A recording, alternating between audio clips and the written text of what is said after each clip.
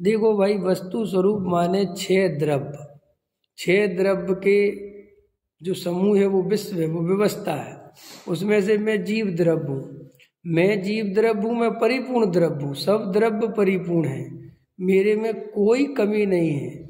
मैं बिल्कुल बना बनाया भगवान हूँ। ये जो पर्याय है, पर्याय एक समय की है, इसका परिणमन निरंतर परिणमनशील है ये पर्याय, और बदलना इसका स्वभाव है, और वो बदलती है।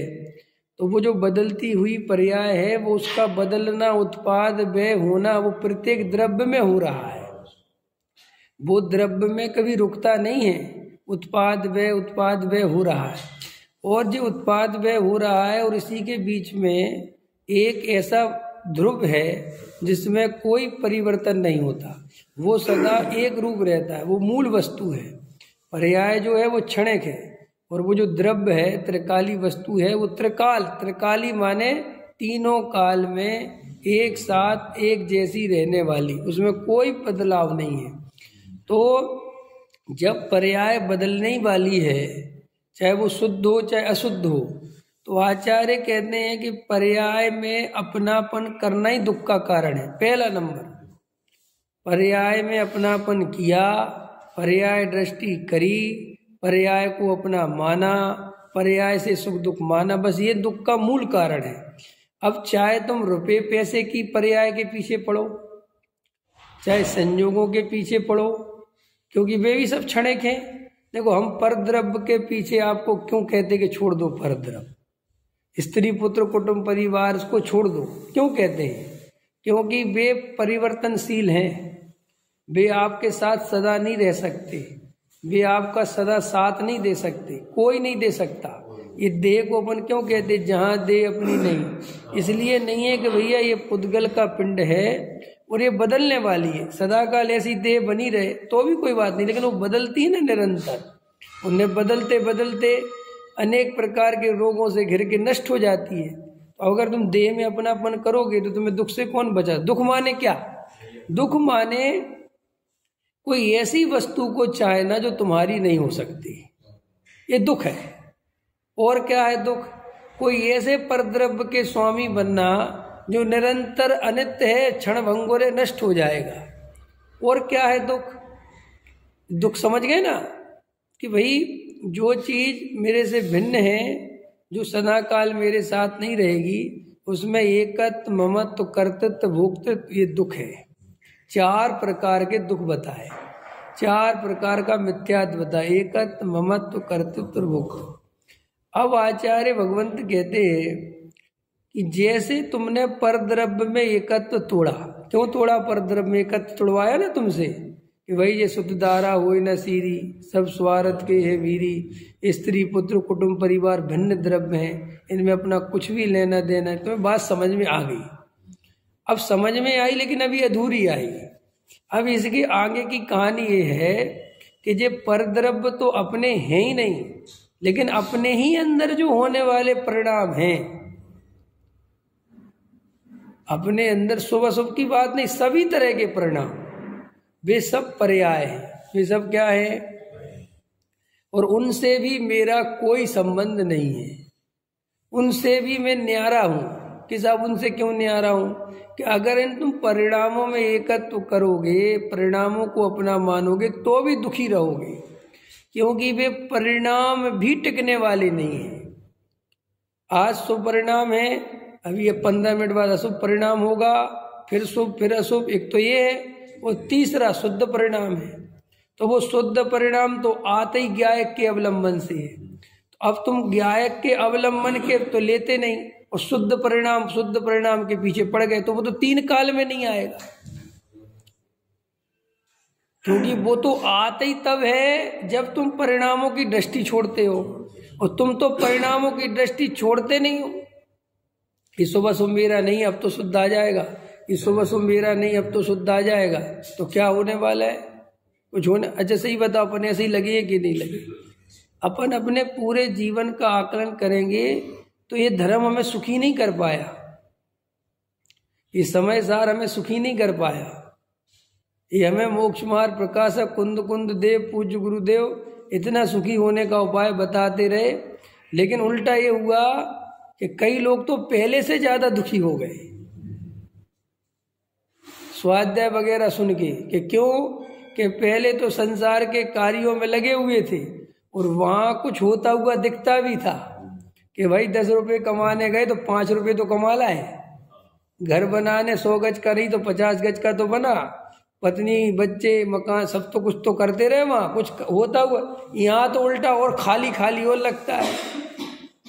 यहाँ बैठो ध्यान करने, ना तो कोई बाहर आती है, ना कोई आनंद का झकोरा आता है, ना कोई मुनिराज जैसी दशा, ना समता भाव, ना कोई कुछ आता ही जाता तो है नहीं।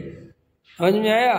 और वहां पर द्रव्य में सुख है नहीं, अब हम कहाँ जाए? और असरण सा सोचता है कि हम और असरण से हो गए। तो फिर क्या करते हैं कि उन संसारी जीवों को देखता है जो पंच इंद्रिय के विषय भोगों में लगे हैं, सो उनको भ्रम से सोचता है कि ये नरक जाएंगे। वर्तमान में तो ये सुखी हैं, सुख भोग रहे, और बाद में कहाँ जाएंगे? नरक जाएंगे। और मैं भले ही वर्तमान में थोड़ा दुखी हूं, भले ही मैं थोड़ा सा जो है शांति, लेकिन मैं भविष्य में सुखी हो जाऊंगा। वर्तमान में सुख नहीं मानता। कहाँ मानता है? अच्छा अभी अपन सुखी हैं क्या? अभी अपन सुखी हैं कि सुखी होना है? बता।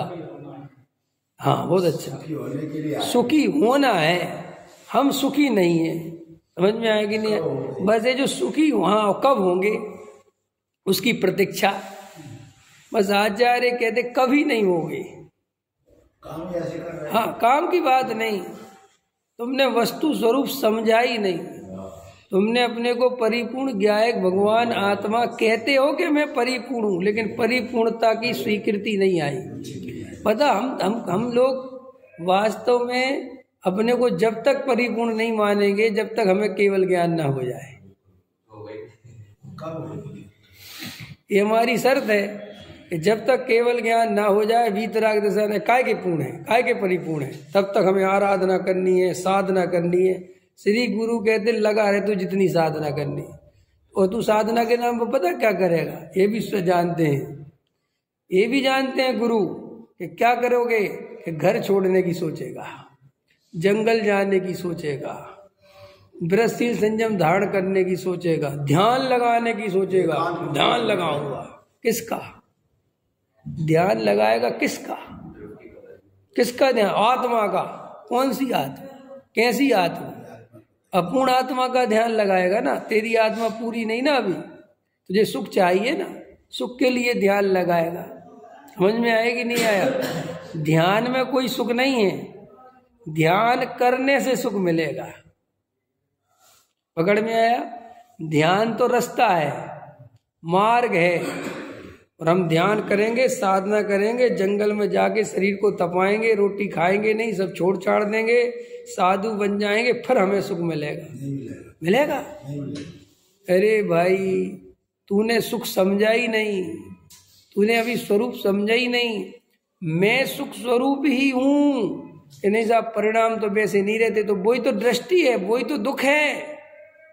जो वो परिणाम की दृष्टि है, वो जो परिणाम बदलने का बात तो वही है। पहले मकान बदलना चाहते थे, अब परिणाम बदलना चाहते, तो दुख कैसे मिटेगा? दुख तो वही का वही है, वैसे ही। इसलिए तुम्हें कोई ऐसा अनुभव ही नहीं होता कि यार दुख तो वैसा ही है, बिल्कुल वैसा ही है। त्यागी वृत्ति भी वैसे ही दुखी है और गृहस्थ भी वैसे ही दुखी है। बस बाहर से चेहरे ऐसे लगा लेते हैं कि अपन भ्रम से ऐसा मानते कि त्यागी वृत्ति ज्यादा सुखी है और हम ज्यादा दुखी है। ऐसा बिल्कुल नहीं है। काहे के दुखी, काहे के सुखी है? त्यागी वृत्ति मंदिर बनाना चाहते हैं, वे भी वही विकल्प, वही शुद्ध परिणाम है, वो भी उन्हीं कामों में है। हम घर गृहस्थी के काम, उससे क्या फर्क पड़ता है? दुख तो वहीं का वहीं है। कोई परिणाम बदलना चाहता है, कोई परद्रव्य बदलना चाहता है, कोई अपने बेटे को सुखी करना चाहता है, कोई अपने शिष्य को सुखी करना चाहता है, कोई समाज को सुखी करना चाहता है। बात तो वही की वही है। इसलिए श्री गुरु कहते तुम गहराई से विचार करो, अभी तुमने वस्तु स्वरूप समझा नहीं। तो कल एक मित्र का प्रश्न था ये कि भैया हमें तो वो आज सम्यक दर्शन तो होता नहीं, हमारी वो परिणति तो आती नहीं, हमें आनंद नहीं आता, क्या करे साहब, बेराग देश कसाए चलते। हमने कहा भेद, बोले भेद ज्ञान तो हम करते ही है, वो तो हम जानते हैं राग हमारा नहीं है। ऐसा भेद ज्ञान किया, ये भेद ज्ञान किया कैसा तुमने? राग की ही चिंता सता रही, राग को ही बदलना चाह रहे, और तुम कहते हो कि साहब हम जो है वो परिणति तो हमारी राग से भिन्न। कैसे भिन्न? काय का भिन्न? क्या भेद ज्ञान? अरे भेद ज्ञान किसे कहते हैं कि ये मेरा स्वरूप है ही नहीं, मैं तो परिपूर्ण ज्ञायक हूँ और मुझे कोई सुख नहीं चाहिए। आपसे कोई कहे सुख चाहिए और आपके अंदर से आवाज आती हाँ चाहिए, तो अभी आप मिथ्या दृष्टि हो। तो फिर क्या आवाज आनी चाहिए? श्रद्धा से आवाज आनी चाहिए कि सुख तो उसे चाहिए जो दुखी हो। अरे मैं तो परिपूर्ण हूँ, मेरे में कोई कमी नहीं है, मैं काय बात का सुख मांगू तुमसे? कि नहीं, वो तुम्हारी पर्याय का तो सुख चाहिए ना, कोई सुख नहीं चाहिए। पर्याय सुख की दुख की आती हैं जाती हैं, मुझे कोई लेना देना नहीं। तो ये पर्याय दृष्टि नहीं तोड़ते हम। कोई पर्याय परद्रव्य बदलता है, कोई परिणाम बदलना चाहता है और वर्तमान में दुखी रहता है और बोलता भी है कि मैं ये जो धर्म ध्यान में लगाऊं आज नहीं तो मैं कल सुखी तो हो जाऊंगा। अभी तो मैं सुखी नहीं हूं लेकिन भविष्य में सिद्ध बन जाऊंगा। क्यों भविष्य में सिद्ध बनोगे? जो अभी अपने को सिद्ध देखेगा वो भविष्य में सिद्ध बनेगा।